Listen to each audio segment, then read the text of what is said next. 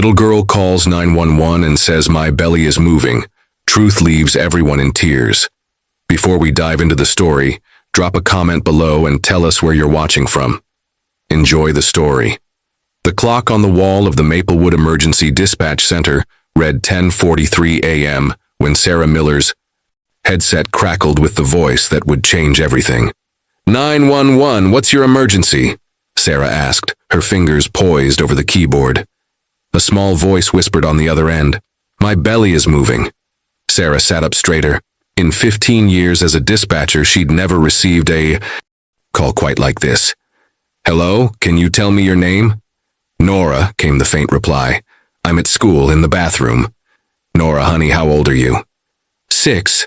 Sarah's training kicked in as she signaled her supervisor. Are you hurt, Nora? Is someone with you? No, I'm alone. The child's voice trembled. But my belly keeps moving, I'm scared. Sarah could hear the fear in the little girl's voice. She kept her own voice calm while she typed the location details. You're doing the right thing calling for help. Can you tell me which school you're at? Maplewood Elementary, the big bathroom. By the cafeteria. Within minutes, Principal Diana Wells was rushing down the hallway with the school nurse. The cold bathroom tiles echoed their hurried footsteps as they pushed open the door. Nora? Sweetie? Called Mrs. Wells. They found her in the last stall, huddled against the wall. Her small frame seemed even tinier as she clutched her noticeably swollen stomach, her face pale and drawn. My belly, she whispered, looking up with wide, frightened eyes. Something's moving inside. The nurse knelt beside her, concern etched across her face as she gently placed a hand on Nora's forehead. You're a bit warm, honey. Outside, sirens wailed in the distance as paramedics raced toward the school. Inside, teachers gathered in the hallway, whispering among themselves. Something about the little girl with no lunch money and too small clothes who never complained. As they carried Nora to the ambulance, her small hand clutched her stomach. Will they make it stop moving? She asked the paramedic. We're going to help you, sweetheart, he promised, though his eyes held questions he couldn't voice. No one noticed the worn teddy bear falling from Nora's backpack as they lifted her into the ambulance. It landed silently on the pavement, a silent witness to the beginning of a story that would touch every heart in Maplewood. The ambulance raced through Maplewood's quiet streets, its siren piercing the ordinary Tuesday morning. Inside, Nora lay still, eyes fixed on the ceiling, one hand never leaving her stomach. Has this happened before? Asked the paramedic, checking her vitals. Nora nodded slightly. It started moving a long time ago. It gets bigger. The paramedic exchanged a concerned glance with his partner. Children Nora's age shouldn't have such distended abdomens. At Maplewood General Hospital, Dr. Rebecca Chen met them at the emergency entrance. Hello, Nora. I'm Dr. Chen. We're going to figure out what's happening with your tummy, okay? As nurses settled Nora into a pediatric room, Dr. Chen reviewed the preliminary assessment. Patient is severely underweight, except for abdominal distension, she murmured to the nurse. Contact social services immediately. Meanwhile, Officer James Parsons arrived at 1487 Elmwood Lane, Nora's address. The small blue house sat back from the road, partially hidden by overgrown shrubs. Paint peeled from the wooden siding. The porch sagged at one corner. He knocked 3 times before the door creaked open, revealing an elderly woman with cloudy eyes and silver hair in disarray. Ma'am, I'm Officer Parsons. Are you Beatrice Morgan? The woman squinted at him. Who? Beatrice Morgan, he repeated. I'm here about your granddaughter, Nora. Nora? Confusion crossed her face, then cleared momentarily. My Elizabeth's girl. Is it time for school already? She makes her own breakfast, you know. Such a good girl. Officer Parsons stepped inside, noting the cluttered living room. Piles of newspapers, unwashed dishes, television blaring a game show no one was watching. The smell of neglect hung in the air, not malicious but the unmistakable scent of a home where things had quietly fallen apart. In the kitchen, he found what appeared to be Nora's breakfast, a bowl with dry cereal and a cracked mug. The xiao refrigerator contained little besides condiments and expired milk. In the bathroom cabinet, various over-the-counter medications stood in haphazard rows, many with childish fingerprints on the bottles. Back at the hospital, Nora sat quietly as nurses took blood samples. When asked about home, she spoke matter-of-factly. "Grandma forgets things. I make my own breakfast. I take medicine when my belly hurts, but I think I mixed them wrong because the box said not to mix the pills." Her small hand patted her swollen middle. "Sometimes it feels like butterflies inside. Is that bad?" In the eye. Hallway outside Nora's room, Dr. Chen met with Daniel Thompson from Social Services. Their hushed conversation was interrupted by the approaching footsteps of a silver-haired woman in a purple cardigan. "I'm Ellie Graham," she announced. "I was Nora's kindergarten teacher last year. I heard what happened. That child needs someone in her corner, and I'm here to help." "Mrs. Graham," Daniel Thompson extended his hand, recognizing the determination in the retired teacher's eyes. "How well do you know Nora?" "Well enough to know something's been wrong for months," Ellie replied, her voice soft, but firm. She started kindergarten bright-eyed and chatty. By year's end, she'd grown quiet, always clutching her stomach. Dr. Chen glanced through the doorway at Nora, who sat cross-legged on the hospital bed, carefully arranging packets of crackers from her lunch tray. "We're running tests," the doctor explained. "Her condition is concerning. Malnutrition alongside abdominal distension. Has she mentioned anything about her home life?" Ellie's eyes clouded. "Only that her grandmother gets mixed up sometimes. I tried calling home twice last year, but the conversations went nowhere." Inside the room, a nurse was asking Nora questions while taking her temperature. "Do you make your own dinner too, sweetheart?" Nora nodded. "Soup from cans, or cereal. Grandma says I'm good at taking care of myself." "And the medicine you mentioned, where did you get it?" "From the bathroom cabinet. There's a step stool I use." Nora hesitated. "I tried the pink medicine first because it looked like candy, but it tasted bitter. Then I tried the white pills when my tummy started feeling funny." The nurse kept her expression neutral despite her concern. "How many white pills did you take?" Nora's, forehead wrinkled in concentration. "I don't know. Different numbers on different days, sometimes more when my belly got bigger." In the hallway, Daniel was explaining the situation to Ellie. Officer Parsons found her grandmother confused, living in concerning conditions. She has advanced dementia. She keeps calling Nora by the name Elizabeth. "Her mother," Ellie said quietly. "Elizabeth Morgan. She passed away last year. Car accident." Nora came to school the next day as if nothing happened. "I only found out from another teacher." Meanwhile, across town at Maplewood Elementary, Principal Wells opened Nora's student file.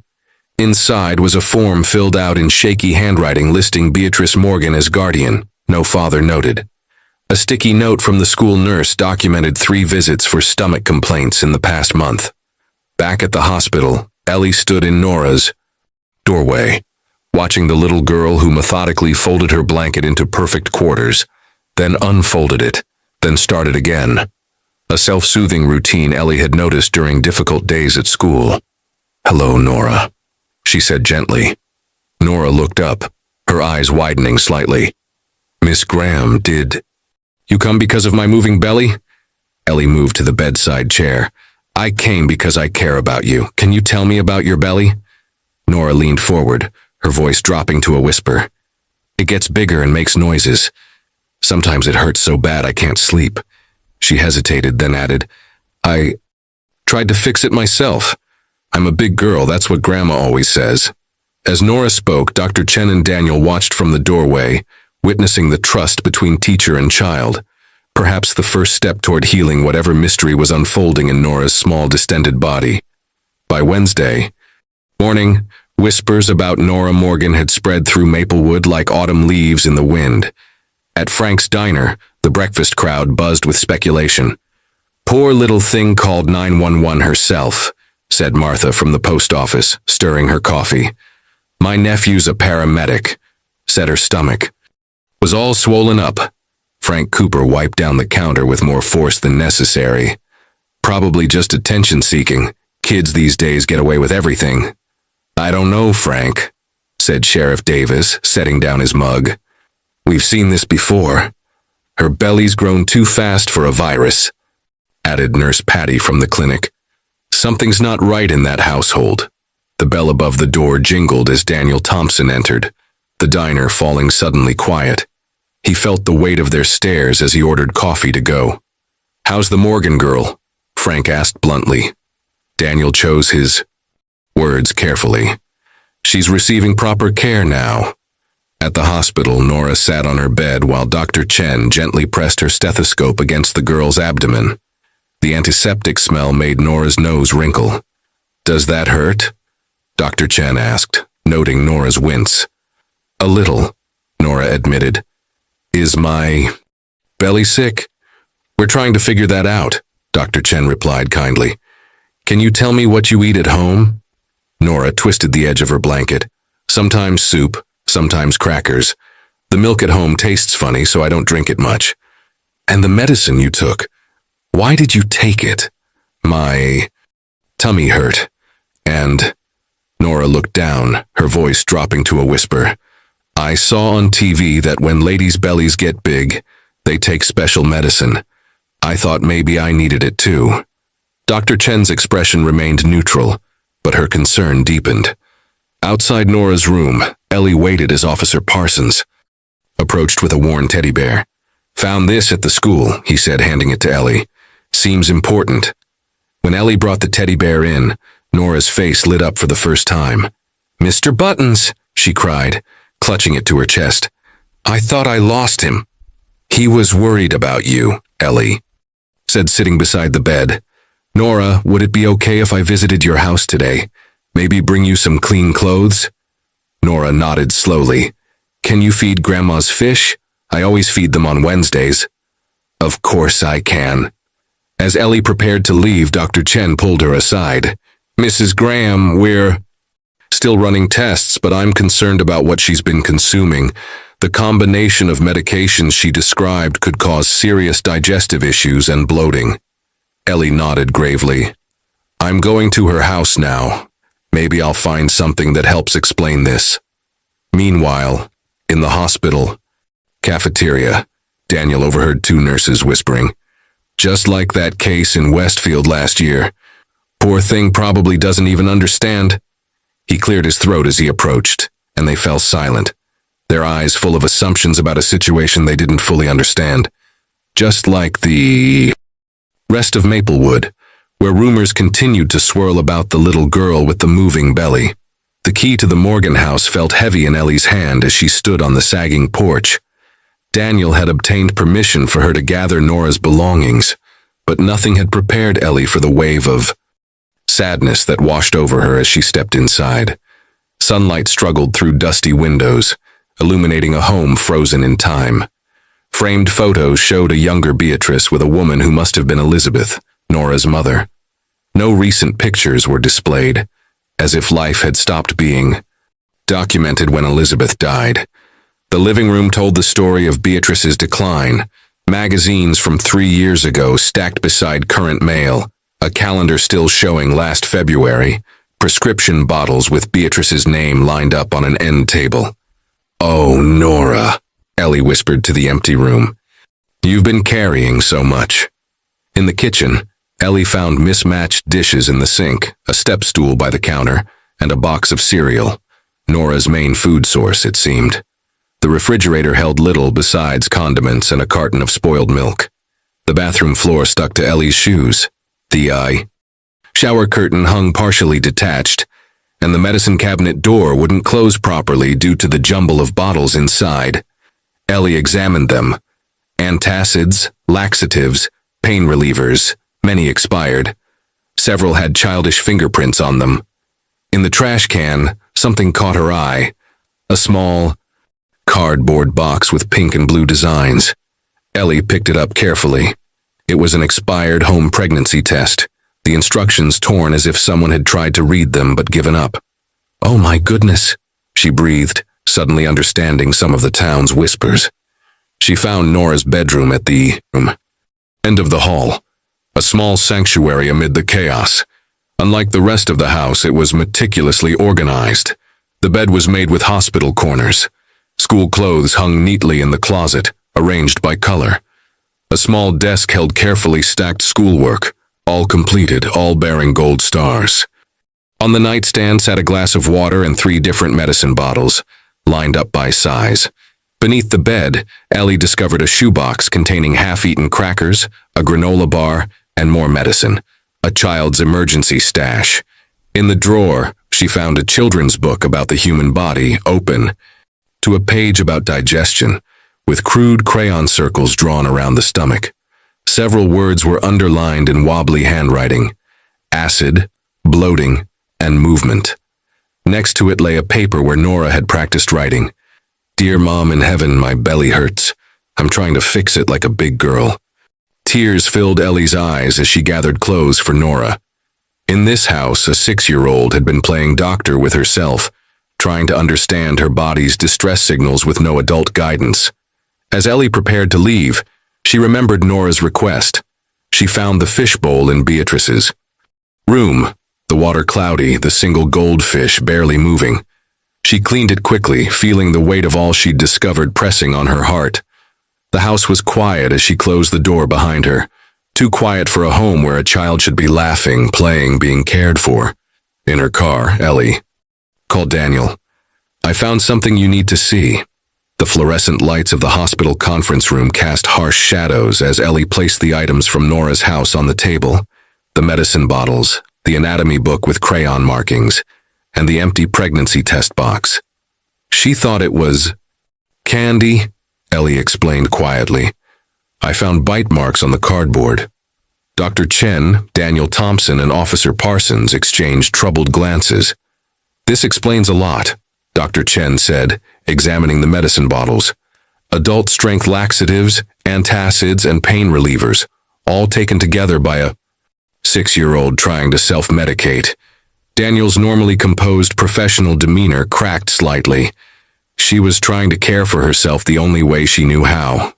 "The preliminary tests show significant digestive distress," Dr. Chen continued. "Her electrolytes are imbalanced, and the chronic laxative use has caused severe bloating and intestinal spasms, which would explain the movement she feels." Officer Parsons shook his head. "And the town's already jumping to the worst conclusions." "What about her grandmother?" Ellie asked. Daniel sighed. "I visited the memory care unit this morning. Beatrice has advanced dementia. The neurologist estimates she's been significantly impaired for at least 8 months. She repeatedly called me by her late husband's name and thought Nora was her daughter Elizabeth." A heavy silence fell over the room, broken only by the distant sounds of the hospital corridor. "How did no one notice?" Officer Parsons finally asked. Ellie's voice was strained. "Nora adapted. She's smart and fiercely independent. At school she never complained, always had her homework done. The few times I suspected something, she had perfect explanations. Children are surprisingly resilient," Dr. Chen said, "and unfortunately good at hiding their struggles when they're afraid of the consequences." Down the hall in her room, Nora sat cross-legged on the bed, watching cartoons with an expression of wonder. A proper meal sat half-eaten on her tray. More food than she typically saw in a day. The TV was a luxury she rarely experienced at home since Grandma kept it tuned to the same static-filled channel. A knock at the door interrupted her thoughts. Ellie entered, carrying a small duffel bag of Nora's clothes. "I fed your fish," Ellie said, sitting beside the bed. "He looks much happier now." "Thank you," Nora said softly. "Is Grandma okay?" Ellie took a deep breath. "Your grandmother is getting special help from doctors who understand why she gets confused." Nora's small fingers picked at the loose threads of her blanket. "Is she sick like me?" "Yes, but in a different way. Her mind gets mixed up sometimes." "I know," Nora whispered. "Sometimes she calls me Elizabeth and says I should be taking care of my daughter." Her eyes filled with tears. "That's me, isn't it? I'm her granddaughter." Ellie's heart ached at the confusion this child had. been living with. Yes, sweetheart. Elizabeth was your mom. Will I have to live with strangers now? Nora asked, her voice trembling. The question hung in the air between them. A child's greatest fear laid bare under the harsh hospital lights. Ellie reached for Nora's hand. A decision crystallizing in her mind. Not if I can help it. Night fell over Maplewood General Hospital, the corridors growing quiet as visitors departed, and the day shift changed to evening staff. In room 212, however, sleep remained elusive. It hurts again, Nora whimpered, curled into a tight ball on her side. Ellie, who had stayed well past visiting hours with special permission, stroked Nora's hair. I know, sweetheart. The medicine Dr. Chen gave you needs time to work. Nora's stomach pulsed like a sunken drum. The sound of her own body hurt. It's moving more than before, she whispered. Fearfully, Dr. Chen had explained this might happen. As Nora's system began to recover from the improper medications, she might experience increased discomfort temporarily. The road to healing wasn't always a straight line forward. Can you tell me a story? Nora asked, her voice small in the dimly lit room. About anything except bellies. Ellie smiled gently. How about the story of the brave little star who got lost in the sky? As Ellie's soothing voice filled the room with tales of adventure and courage, Nora's tense shoulders gradually relaxed. By the time a nurse came to check vitals at midnight, the little girl had finally drifted to sleep, one hand clutching Mr. Buttons, the other holding tight to Ellie's fingers. You should get some rest too, the nurse whispered to Ellie. We can call if anything changes. Ellie shook her head. I promised I'd stay. The promise had been made. Hours earlier, when Nora's pain had intensified, causing a panic attack that required additional medication. Don't leave me, she had begged, eyes wide with a fear no child should know. The last time someone left, they never came back. Now, in the quiet of the hospital night, Ellie watched Nora's chest rise and fall in sleep, her face peaceful for the first time. The retired teacher had always believed in the power of education to change lives. But this went beyond teaching. This was about salvation, not just for Nora, but perhaps for Ellie herself, whose empty house had grown too quiet since her husband's passing 3 years ago. Across town, Daniel Thompson sat at his kitchen table, surrounded by paperwork. Emergency foster care arrangements, medical consent forms, court petitions. The system moved slowly, even in urgent cases like Nora's. His phone rang. Officer Parsons. Thought you should know, Parsons said without preamble. The rumors are getting worse. Some parents at the elementary school are demanding protection for their kids, as if Nora's situation is somehow contagious. The principal called an emergency meeting for tomorrow. Daniel rubbed his temples. I'll be there, and I'm bringing Dr. Chen to explain the medical facts. Good luck with that, Parsons replied. Once people make up their minds about a story, they don't like having it rewritten. Back at the hospital, Nora woke suddenly at 3 a.m., a cry escaping her lips as pain seized her abdomen. Ellie! She gasped, reaching blindly in the dark. I'm here, Ellie assured her, already pressing the call button. I'm right here. As the night nurse rushed in, followed by the on-call doctor, Nora's face contorted with pain. Make it stop, she pleaded. Please make it stop moving. Hours passed in a blur of vitals checks, medication adjustments, and whispered medical consultations. By dawn, the crisis had passed. Nora's system was finally responding to the proper treatment. As morning light filtered through the window blinds, Ellie made a decision. Still holding Nora's hand, she pulled out her phone and called Daniel. I want to apply to be Nora's foster parent, she said without hesitation. Whatever it takes. Frank Cooper wiped down the counter of his diner with the same methodical precision he'd employed for 30 years. The morning rush was over, leaving only a few regulars nursing. Coffee refills. Did you hear? Martha whispered loudly to Sheriff Davis. The Morgan girl had some kind of episode last night. Ambulances, doctors running. Frank shook his head. Folks need to mind their own business. It's a sick child. not the town's latest entertainment. Martha looked surprised at Frank's sharp tone. Usually he was the first to offer commentary on local happenings.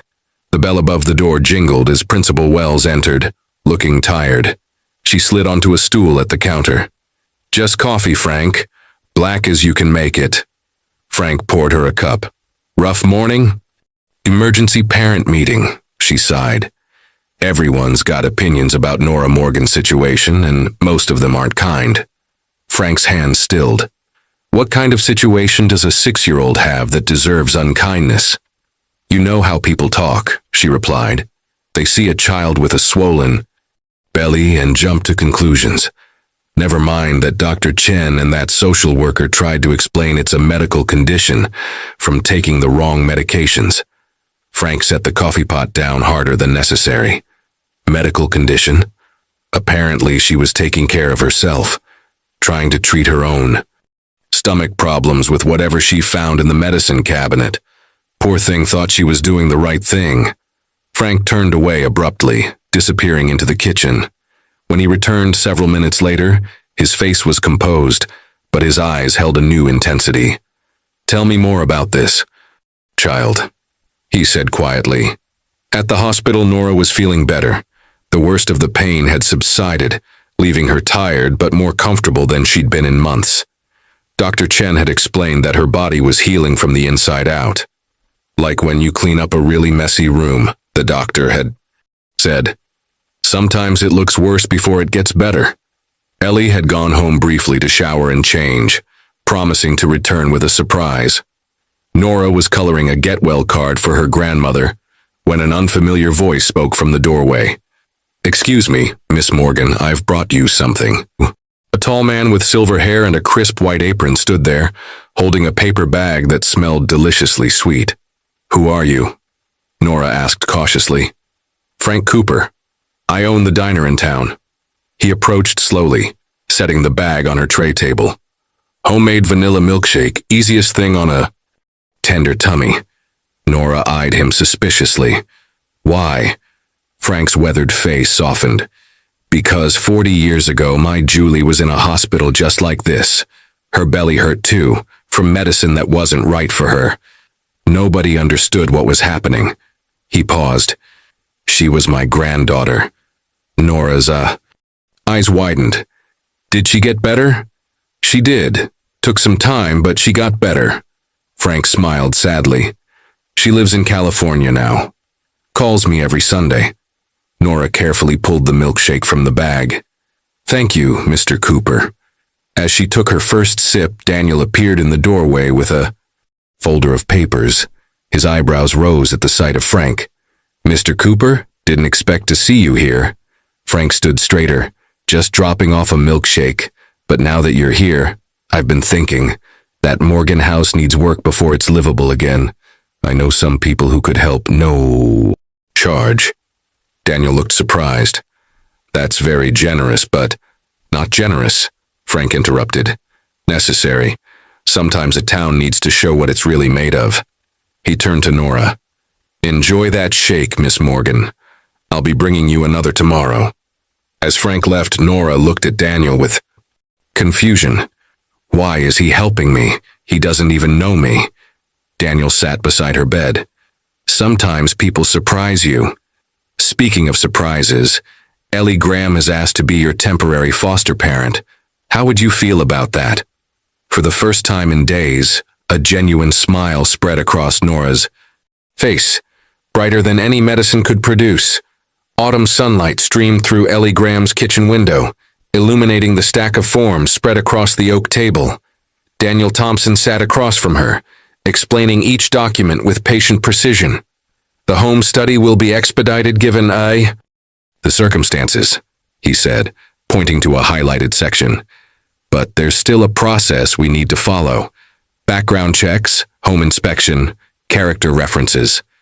Ellie nodded, signing her name with determined strokes. "Whatever it takes." "Are you sure about this, Ellie?"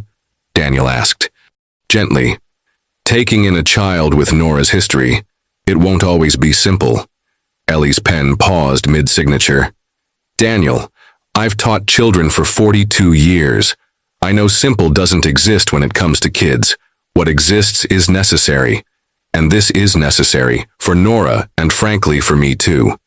Daniel smiled. Just checking now about Beatrice's guardianship rights. A knock interrupted them. Ellie opened the door to find Frank Cooper standing on her porch, hat in hand.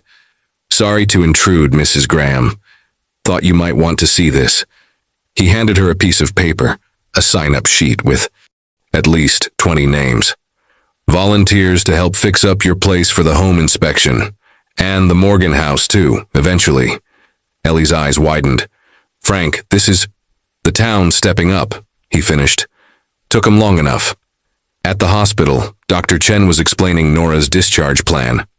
The swelling has decreased significantly, she told Nora, who sat cross-legged on the bed in fresh pajamas Ellie had brought. But your body needs time to fully recover. That means a special diet for a while and the right medicine, which I'll show you and Ellie how to take properly. Nora nodded. Solemnly, her hand unconsciously drifting to her stomach. If I eat too much, will the thing grow again? She asked, worry creasing her small forehead. Dr. Chen sat on the edge of the bed. Nora, there was never anything growing inside you. What you felt moving was your tummy being upset from taking medicines that weren't right for you. With proper food and care, that feeling will go away completely. Promise, Nora whispered. I promise, Dr. Chen replied firmly. And I need you to promise something too. No more taking medicine without a grown-up's help, even if your tummy hurts. I promise, Nora said. Ellie will help me now. Later that afternoon, Ellie returned to the hospital with a small suitcase. Everything's ready at home, she told Nora. Your room has fresh sheets, and there's chicken soup simmering for dinner. My room? Nora repeated, wonder in her voice. Well, it's my guest room, but we'll make it yours. Ellie smoothed Nora's hair. I brought pictures to show you. They sat together looking at photos of a sunny yellow room with a patchwork quilt and curtains patterned with stars. The last photo showed a small desk by the window. That was my daughter Rebecca's desk when she was little, Ellie explained. She's grown up now, living in Seattle with her family. She's excited to meet you when she visits for Thanksgiving. Nora traced the outline of the desk with her finger. Can I do my homework there? Of course, Ellie smiled. And anything else you want. To learn. As discharge time approached, a nurse entered with a wheelchair. Hospital policy for all patients leaving. I don't need that, Nora protested. My belly doesn't hurt as much now. Rules are rules, the nurse winked. Think of it as your chariot, Princess Nora. As they wheeled down the corridor, hospital staff who had cared for Nora emerged from rooms and stations to wave goodbye. At the main entrance, an unexpected crowd waited. Daniel, Officer Parsons, Principal Wells, and Frank Cooper, holding another milkshake. The welcome committee, Daniel explained to a wide-eyed Nora as Ellie helped Nora into her car. The little girl looked back at the hospital with mixed emotions. Will I have to come back? She asked anxiously. Just for checkups, Ellie assured her. To make sure you're getting stronger. Nora fell silent, watching the autumn leaves swirl alongside the car as they drove toward Ellie's house, toward a new beginning neither of them had anticipated just days ago. Ellie, Nora's small voice broke the silence. What if my belly starts moving again? Then we'll handle it together, Ellie promised, reaching over to squeeze Nora's hand. You're not alone. Anymore. This is it, Ellie said, pulling into the driveway of a neat white cottage with emerald green shutters. Flower boxes hung beneath each window, filled with chrysanthemums in autumn gold and burgundy. Nora pressed her face against the car window, taking in every detail of the place that would be her temporary home. It looked like houses in storybooks, the kind where nothing bad ever happened. It's pretty, she whispered. Inside, the house smelled of simmering soup and cinnamon. Sunlight streamed through lace curtains, casting dappled patterns across hardwood floors. Family photos lined the hallway. Smiling faces Nora didn't recognize but somehow made her feel welcome. "Would you like to see your room first, or have some soup?" Ellie asked. "Room, please," Nora replied, still clutching Mr. Buttons tightly. The yellow room was even brighter in person. A bookshelf held titles Nora recognized from school, and new pajamas were folded neatly on the pillow. But what caught her eye was the fishbowl on the dresser, her goldfish swimming in clear water. "You brought Gilbert," Nora breathed. "Of course, he's family too." As Ellie unpacked Nora's few belongings, the little girl explored the room cautiously, running her fingers along the quilt, testing the softness of the rug with her toes. She stopped at a small wooden box on the nightstand. "What's this?" "Open it," Ellie encouraged. Inside was a child-sized flashlight, a notepad with colored pencils, and a small silver bell. "The flashlight is if you wake up and need to see," Ellie explained. "The notepad is for any thoughts or worries that come to you. And the bell," she smiled gently, "is to ring if you need me during the night, no matter what time." Nora stared at the bell. At the hospital, she'd had to press a button for help. Before that, at home, there had been no one to call at all. "Thank you," she said softly. After a lunch of chicken soup with star-shaped pasta, Ellie showed Nora around the rest of the house. The kitchen with its cookie jar shaped like an owl, the living room with a rocking chair by the fireplace, the sunroom where Ellie painted watercolors. "And this," Ellie said, opening a final door, "is my garden." The backyard wasn't large, but every inch burst with life. Late roses climbed a trellis, vegetable beds held the last of the season's tomatoes, and a small apple tree drooped with ripening fruit. "Can I go outside?" Nora asked, the first thing she'd requested since arriving. "Of course." Nora stepped cautiously onto the grass, her hospital-pale face turned up to the autumn sun. She walked slowly around the garden, stopping to touch a leaf here, smell a flower there. Idia. The back corner, she discovered a small stone bench beneath the apple tree. "That's my thinking spot," Ellie explained, joining her. "When problems feel too big, I sit here, and sometimes the answers come." Nora sat gingerly on the bench. "I have a big problem," she confessed. "What's that?" "Sweetheart, I don't know how to be someone who lives with a person who's not grandma." Ellie settled beside her. "Well, that's something we'll figure out together. For now, you just need to rest and get better." That evening after dinner, as the sky darkened to indigo, Ellie helped Nora with her first proper medication routine, explained clearly, measured carefully, recorded on a chart they made together. "See, medicine works better when taken the right way," Ellie explained. At bedtime, Nora sat stiffly on her new bed, looking small against the pillows. "Would you like me to read a story?" Ellie asked. Nora nodded, selecting a book about a lost kitten who finds a new home. Halfway through the story, Nora's eyes grew heavy. Ellie tucked the blanket around her and rose to leave. "Wait," Nora said suddenly, her voice thick with sleep. "Will you check on Grandma tomorrow? I always read her the newspaper on Saturdays." "We can visit her together," Ellie promised. "Sleep well, Nora." But sleep proved elusive. At 2 a.m., Ellie woke to the gentle tinkling of a silver bell. She found Nora sitting upright, tears streaming down her face. "I had a bad dream," she hiccuped. "Grandma was calling for me, but I couldn't find her." Ellie sat on the bed, gathering the trembling child into her arms. "It's okay to miss her. It's okay to be scared." "Will it always hurt like this?" Nora asked, her voice muffled against Ellie's shoulder. "No, sweetheart," Ellie whispered, rocking gently. "Hearts are amazingly good at healing, just like bellies." 3 days into Nora's new life at Ellie's cottage, routines were beginning to form. Breakfast at the sunny kitchen table, medicine with a special chart where Nora could place star stickers after taking each dose correctly. Afternoons reading in the garden or coloring at her new desk. Today was special, their first visit to see Grandma Beatrice at Pine Grove Memory Care Center. Nora had chosen her nicest outfit and carefully brushed her hair. "Do you think Grandma will like this place?" she asked Ellie as they drove through town. "I think she's getting good care there," Ellie answered truthfully. "The doctors are helping her mind just like they helped your tummy." Pine Grove was nothing like Nora had imagined. Instead of the cold, clinical hospital she'd envisioned, the center resembled a large country inn with rocking chairs on the porch and gardens visible through wide windows.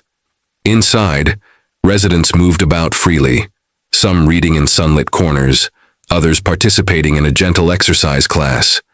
The walls displayed artwork and photographs, creating a home-like atmosphere. A kind-faced nurse named Marianne led them to Beatrice's room. "She's having a good day," she whispered to Ellie. "But remember, her clarity comes and goes."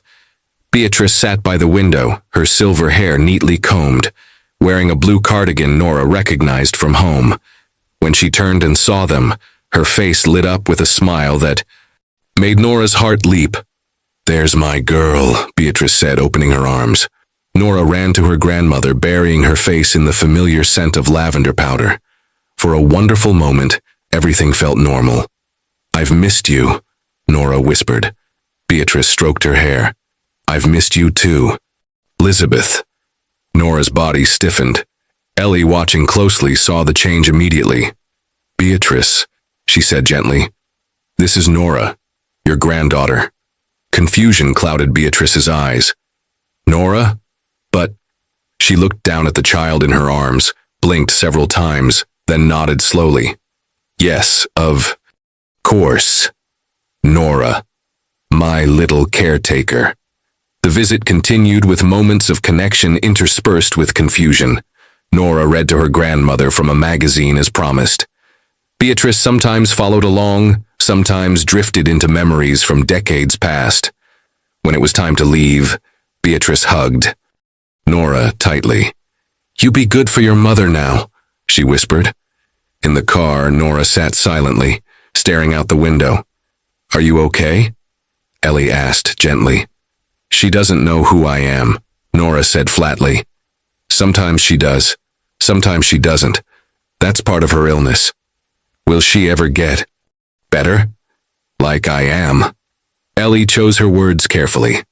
"Her illness is different. The doctors can help her be comfortable, but her memory problems won't go away completely." That evening, Nora picked at her dinner, barely eating. When Ellie suggested an early bedtime, she complied without protest, unusual for a child who typically negotiated for just 5 more minutes. At midnight, Ellie woke suddenly, unsure what had disturbed her sleep. She listened carefully. No silver bell. Still, a sense of unease prompted her to check on Nora. The yellow bedroom was empty. "Nora!" Ellie called. "Ellie?" Trying to keep panic from her voice. A small sound from the bathroom drew her attention. The door was partially open, light spilling into the hallway. Nora knelt on the bathroom floor, surrounded by open medicine bottles from the cabinet. Scattered pills lay on the tiles, the taste of stale crackers she'd hidden in her room lingered in her mouth. "My belly hurts again," she said, looking up at Ellie with tearful eyes. "I was trying to fix it." Ellie's heart nearly stopped. "Nora, did you take any of these?" "No," Nora whispered. "I remembered the promise, but I wanted to." Ellie knelt beside her, carefully gathering the pills. "Why didn't you ring the bell? I would have helped you." Nora's face crumpled. "I've learned that grown-ups leave when I ask for help. Pills don't." The raw truth of those words hung in the air between them. "Oh, Nora," Ellie whispered, pulling the child into her arms. "I'm not going anywhere, I promise." As Nora sobbed against her shoulder, Ellie realized how deeply traumatized the little girl was by her experiences, how a few good days couldn't erase months of loneliness and self-reliance. "We'll get through this together," she promised, rocking Nora gently, one day at a time. Later, after Nora had fallen asleep in Ellie's bed, the silver bell placed deliberately within reach, Ellie made a phone call. "Dr. Chen? It's Ellie Graham. I think Nora needs more help than just medicine." "And how does your tummy feel when you're worried?" Dr. Melissa Parker asked.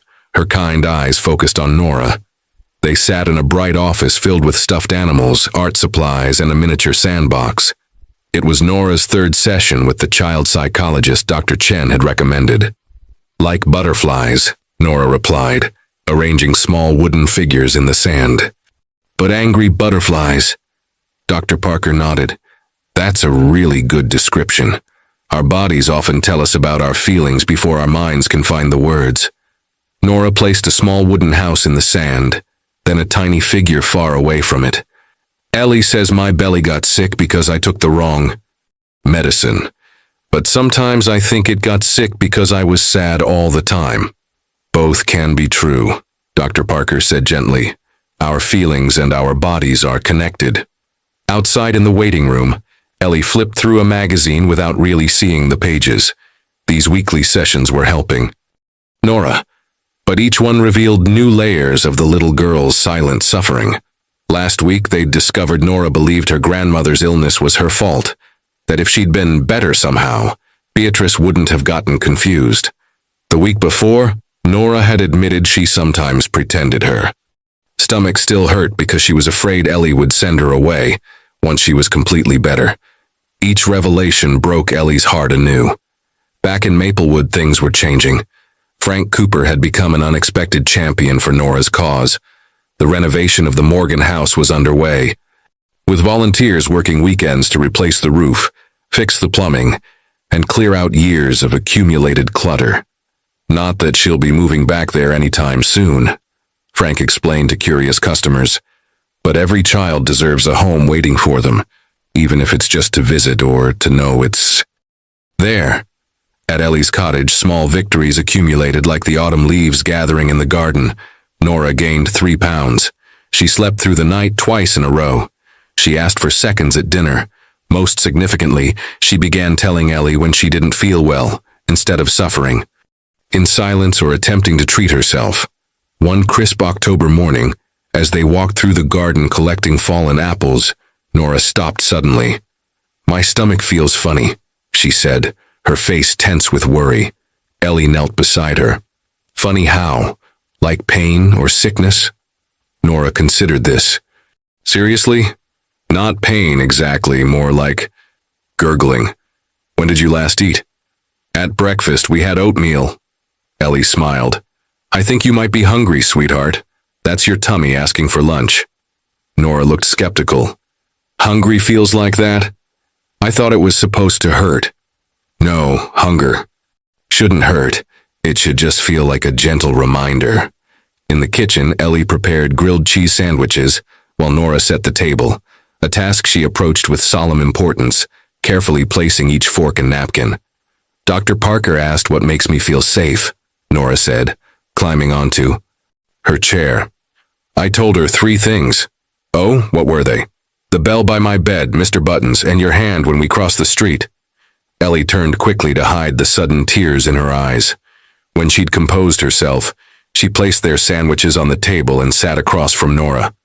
"I have something important to tell you," she said. "Tomorrow, Daniel Thompson is coming for our first official home visit. He needs to see how we're doing together." Nora's hand froze halfway to her sandwich. "Will he take me away if it's not good enough?" "No, sweetheart. He's coming to help make sure I have everything I need to take care of you properly. It's me being evaluated, not you." Nora processed this information slowly. "So I don't have to be perfect?" "No one is perfect, Nora. Not you, not me. We're just doing our best every day." That evening, as Ellie tucked Nora into bed, the little girl asked for an extra hug. "Is it okay if I tell Daniel that I want to stay here with you?" she whispered against Ellie's shoulder. "More than okay," Ellie assured her. "It's exactly what he needs to hear." After Nora fell asleep, Ellie sat at her kitchen table reviewing the foster care paperwork. The temporary arrangement was working well, but there were still hurdles ahead. Court appearances, more home studies, decisions about Beatrice's house and guardianship. Yet for the first time since this journey began, Ellie felt certain they were on the right path. Slowly but surely, Nora was learning what every child deserved to know, that asking for help wasn't weakness, that feelings could be expressed without fear, and that some adults could be trusted to stay. The Maplewood County Courthouse stood imposingly in the town square, its brick facade and white columns a testament to the permanence of law and order. Inside, however, the wood-paneled family court felt surprisingly intimate, almost like a library with its polished tables and hushed voices. Nora sat between Ellie and Daniel, her patent leather shoes barely touching the floor beneath her chair. She wore a navy blue dress, with white collar that Ellie had found at the department store, and her hair was neatly braided. Mr. Buttons waited patiently in Ellie's purse, a secret source of courage they'd agreed upon. "Remember," Daniel whispered, "the judge just wants to make sure everyone is doing what's best for you. Answer honestly, but don't worry if you don't know something." Nora nodded solemnly. In the 6 weeks since coming to live with Ellie, she'd learned about court procedures from books and gentle explanations. Still, the reality of the polished wooden benches and the state seal on the wall made her stomach flutter, not painfully as before, but with nervous anticipation. The courtroom door opened and a small procession entered. Dr. Chen, Principal Wells, Officer Parsons, and to Nora's surprise, Frank Cooper, looking uncomfortable in a tie and sports jacket. "All those people came for me?" Nora whispered. "For both of us," Ellie replied, squeezing her hand. When the bailiff called for all to rise, Nora stood quickly, her back straight as Judge Martha Wilson entered. The judge, a woman with silver-streaked hair and kind eyes behind no-nonsense glasses, smiled briefly at Nora before taking her seat. "Case number FC 2024-328, regarding the temporary guardianship of Nora Morgan," the clerk announced. Judge Wilson reviewed the papers before her, then looked up. "I understand we have several witnesses prepared to speak today, but first, I'd like to hear from Ms. Graham and Nora." Ellie approached the witness stand first, swearing to tell the truth with steady confidence. She answered questions about her teaching background, her home, and the adjustments she'd made to accommodate a child in her life again. "And you understand this arrangement is currently temporary?" the judge asked.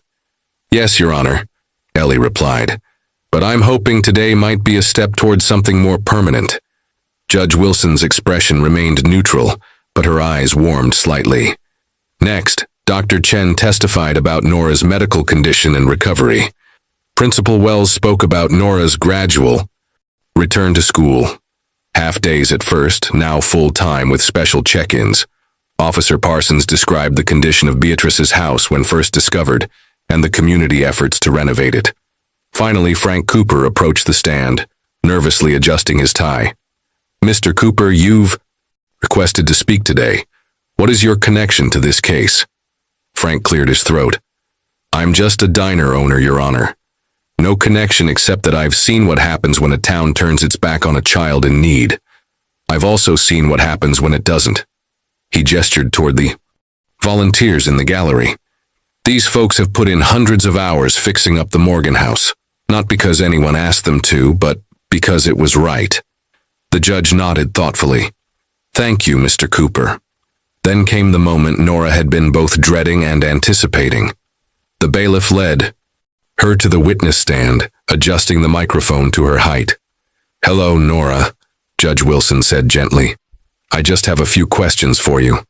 Are you comfortable answering them?"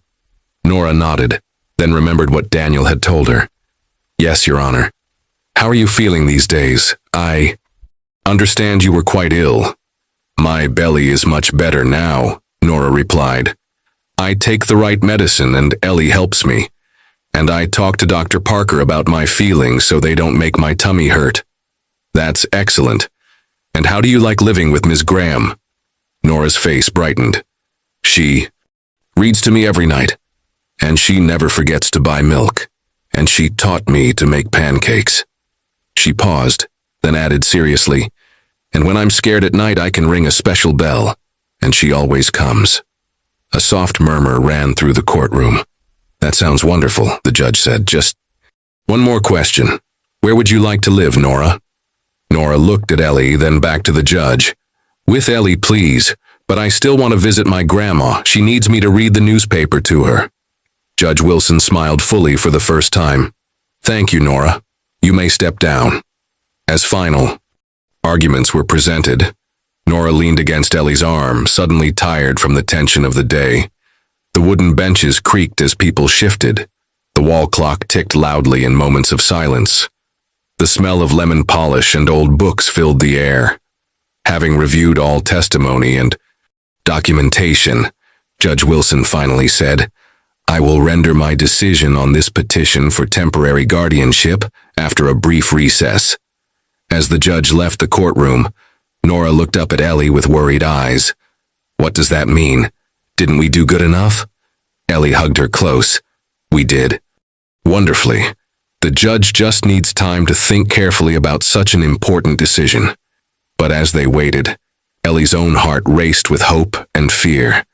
In just 6 weeks, this child had become the center of her world. The thought of any other outcome was unimaginable. The 20-minute recess stretched like taffy, each second pulling longer than the last.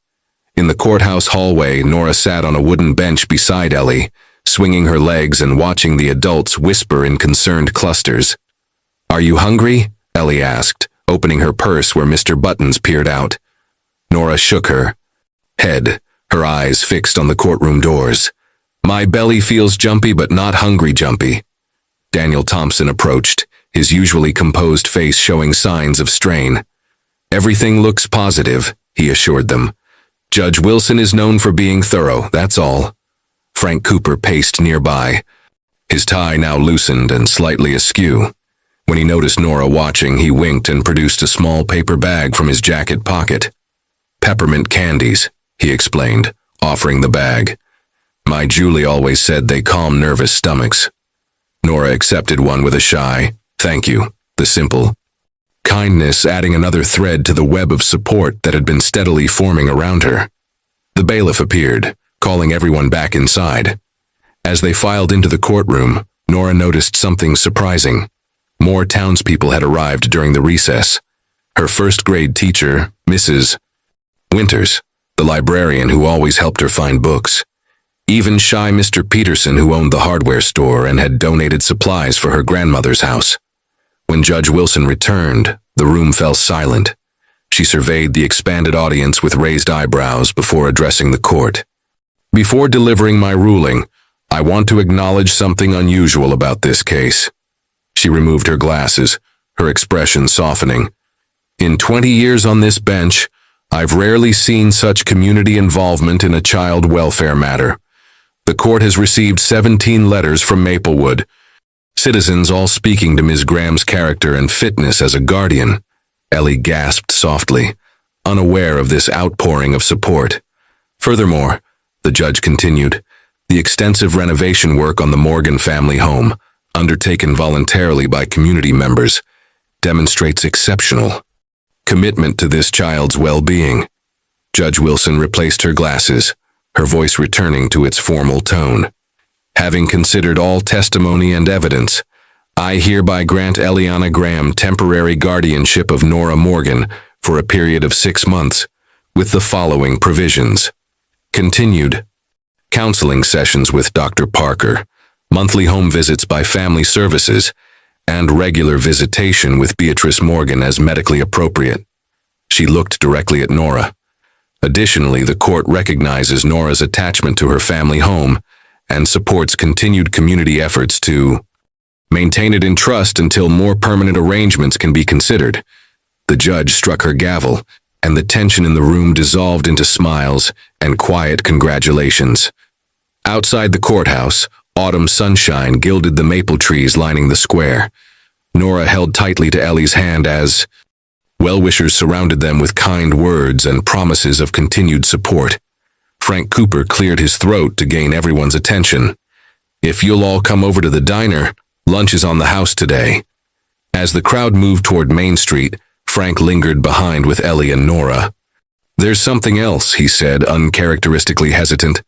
The town's organizing a proper fundraiser for Nora's future. College fund, house repairs, whatever's needed. That's incredibly generous, Ellie replied, overwhelmed. Frank shook his head. It's not just generosity, it's atonement. His weathered face grew serious. When news about Nora first broke, this town didn't respond with its best self. People whispered, they judged. I was among the worst offenders. He looked directly at Nora. I judged you before I fed you. That's not who I want to be. Something in his honest admission touched Nora deeply. She reached out and patted his hand with the simple compassion children sometimes show in moments where adults struggle for words. At the diner, the impromptu celebration continued with sandwiches, milkshakes, and a cake hastily decorated with congratulations in blue icing. Nora, momentarily overwhelmed by the attention, found a quiet booth where she could observe the gathering. Ellie joined her, sliding a chocolate milkshake across the table. Happy? Nora nodded, her eyes tracking the animated conversations around them. Conversations about her future, her house, her well-being. So different from the whispers that had followed her just weeks ago. Ellie, she said suddenly, can we visit Grandma today? To tell her the good news? Of course we can. As they prepared to leave for Pine Grove, Ellie's phone rang. Daniel Thompson's name flashed on the bow screen. Ellie, the judge just signed the final order. It's official now. As Ellie ended the call, her eyes filled with tears of relief and joy. 6 months of certainty. 6 months to build a case for something more permanent. 6 months to help Nora heal completely. 6 months that, just weeks ago, had seemed an impossible dream. 3 months after the court hearing, winter had transformed Maplewood into a snow globe version of itself. Holiday lights twinkled in windows, and a dusting of snow covered the town square where a magnificent Christmas tree stood. Inside Ellie's cottage, warmth and cinnamon scents filled the air. In the kitchen, Nora carefully arranged cookies on a plate, her face a study in concentration. She wore a red sweater with a snowflake pattern, a gift from Ellie's daughter Rebecca, who had visited for Thanksgiving and promptly declared herself Nora's unofficial aunt. Perfect, Ellie said, admiring Nora's handiwork. Dr. Chen will love these. Today marked Nora's final follow-up appointment, a milestone that felt both triumphant and slightly nerve-wracking. Though her physical symptoms had resolved weeks ago, this visit would officially close the medical chapter of her journey.